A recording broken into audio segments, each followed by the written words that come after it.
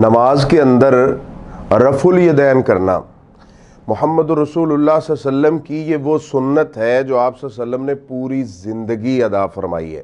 اس کے بعد صحابہ کرام، تابعین، تبع تابعین اور محدثین، مفسرین سب نے اس سنت کے اوپر عمل کیا ہے۔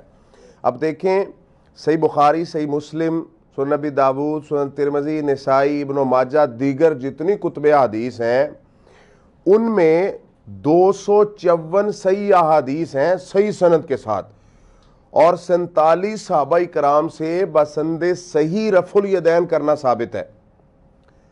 اب دیکھیں، میں نے سنا کچھ لوگ کہتے ہیں کہ یہ امام شافعی کرتے تھے اور امام ابو حنیفہ رحمہ اللہ نہیں کرتے تھے، تو اس میں کیا حرج؟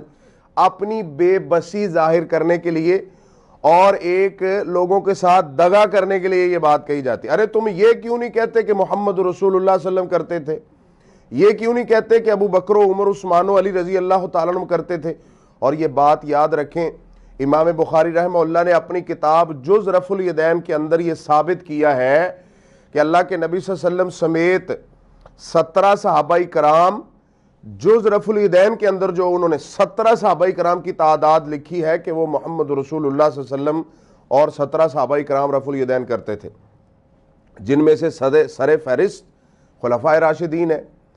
اب کہنا تو یہ چاہیے کہ یہ محمد صلی اللہ علیہ وسلم کی سنت ہے، صحابہ کرام کی سنت ہے، اور ان کی سنت سمجھتے ہوئے اس کے بعد سوائے امام ابو حنیفہ رحمہ اللہ کے ٹوٹل جتنے ائمہ کرام ہیں، ائمہ حدیث ہیں، محدثین ہیں، سب نے کیا ہے۔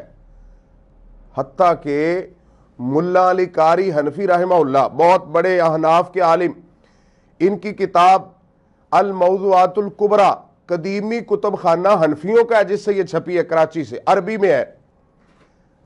اب کچھ لوگ کہتے ہیں کہ اب حدیث کا مذاق کیسے اڑاتے ہیں کہ اردو کتاب پڑھ رہے ہیں اور کہتے ہیں لو جی حدیث آ گئی ہے۔ استغفر اللہ، معاذ اللہ، جو حدیث کا حیا نہ کرے دنیا آخرت میں اس کا کچھ نہیں بچتا۔ چلیں، کیا کوئی ایسی دلیل ہے کہ اردو کتاب پڑھ کے کوئی حدیث کے اوپر عمل نہیں کر سکتا؟ استغفر اللہ، معاذ اللہ۔ ملا علی قاری رحمہ اللہ تو ان کی عربی کتاب ہے، ان کے پاس تو عربی کتب تھی، وہ اپنی کتاب الموضوعات الکبریٰ میں لکھتے ہیں کہ رفع الیدین نہ کرنے کی جتنی حدیث ہیں وہ باطل ہیں، کوئی ایک بھی صحیح نہیں ہے۔ اور اللہ کے نبی صلی اللہ علیہ وسلم کی یہ سنت ہے، صحابہ کرام کی یہ سنت ہے، اور سب نے یہ کیا ہے۔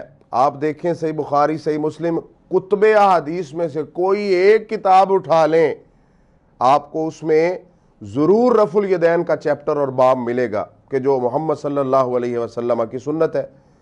تو اس لیے یہ کہنا لوگوں کو دغا دینے کے، اصل میں دغا تو اپنے آپ کو ہے نا، کہ یہ امام شافعی کرتے تھے اور ابو حنیفہ رحمہ اللہ نہیں کرتے تھے۔ سادہ لوگ سمجھتے ہیں چلیں ایک کرتے ہیں ایک نہیں کرتے تو کوئی حرج نہیں ہے، کر بھی لیں ٹھیک ہے، نہ بھی کر لیں ٹھیک ہے، لیکن اللہ کے نبی صلی اللہ علیہ وسلم فرماتے صلو کما رأیتمونی اصلی، نماز ویسے پڑھو جیسے میں نے پڑھی ہے۔ تو اس لیے یہ محمد صلی اللہ علیہ وسلم کی سنت ہے، ہمیں بغیر کسی فرقہ بازی میں پڑھے اس کے اوپر عمل کرنا چاہیے۔ اللہ تعالی ہمیں سنت کے مطابق نماز پڑھنے کی توفیق عطا فرمائے۔ آخر دعوانا